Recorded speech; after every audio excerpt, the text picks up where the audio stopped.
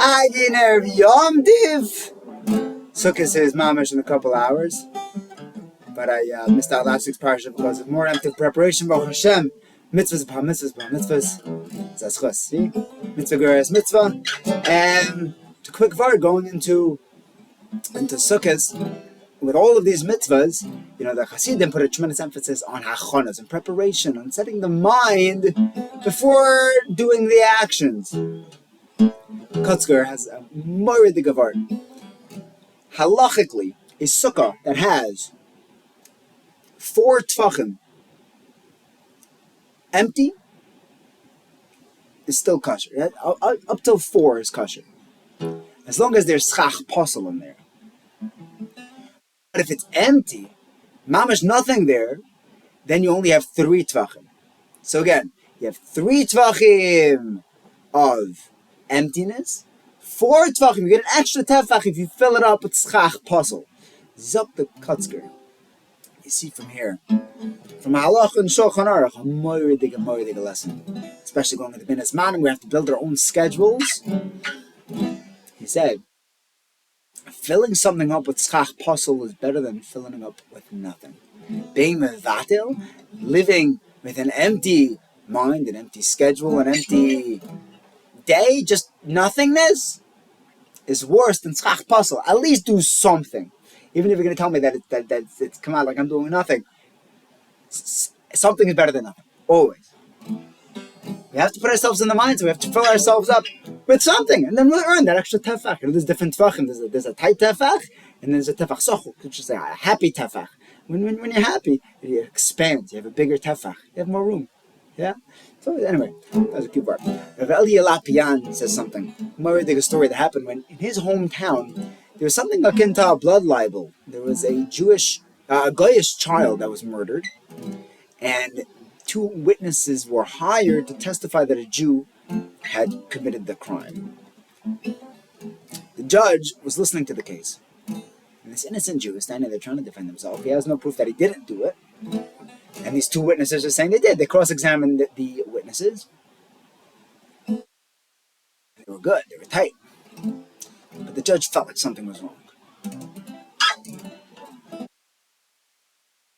So someone recommended, one of the Yidden recommended, maybe there's this new chapter that the police are using bloodhounds, that they can smell blood and they can trace it back to the murderer. So why don't we line up, it's a small town, put everyone in the whole town, get them into Times Square, the town square in the middle of it, everyone's there, then we'll get to, one of these dogs to smell the blood on the child, and then it'll trace back to whoever killed. And Taka, they did this. And this dog went over to the blood, smelled it, and ran straight to the murderer. This guy. And no one was surprised. This guy was a convict. He was a criminal in every way, shape, and form, so it made sense. And Rav Eli Lapian says, in that moment, this one dog saved the entire city. Because if Mamash would have been a blood libel, the Jews were cooked. It was not looking good. The anti-Semites and the anti-Semitism within them had what to cling on to with this murder. And this dog saved the entire city. He says the dog had no idea what he was doing. He was just following a smell. Eli Lapian says, don't be like that dog. When we sit in a sukkah, it's a very unique mitzvah. You can't just get away with saying, I want to be kind the mitzvah, whatever Hashem of doing what Hashem wants me to do. No, you have to have kavanah.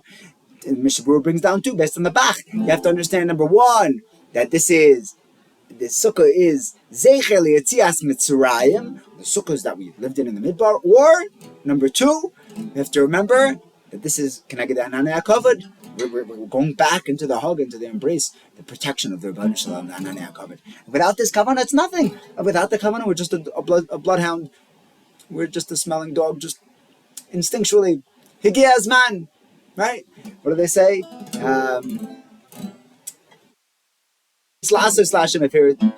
Right? Don't make it just like the Eis Lassos. The time's come, so the time came. So we're just going to do what we're supposed to do. Oh, it's Sukkos time, so sit in the sukkah. No, you sit in the sukkah and have the kavanas of the sukkah. You shake the lulav, have all the kavanas you could possibly have for every mitzvah, and imbue the mitzvahs with all the geshmak. And we continue saying the David throughout Sukkos, and we say ki itzpneni b'sukkah.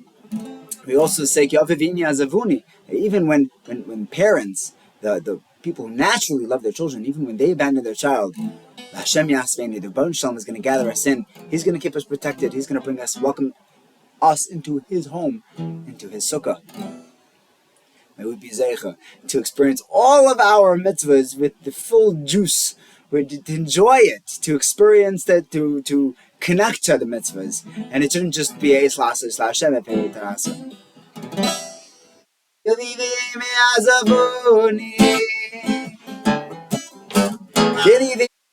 Azavuni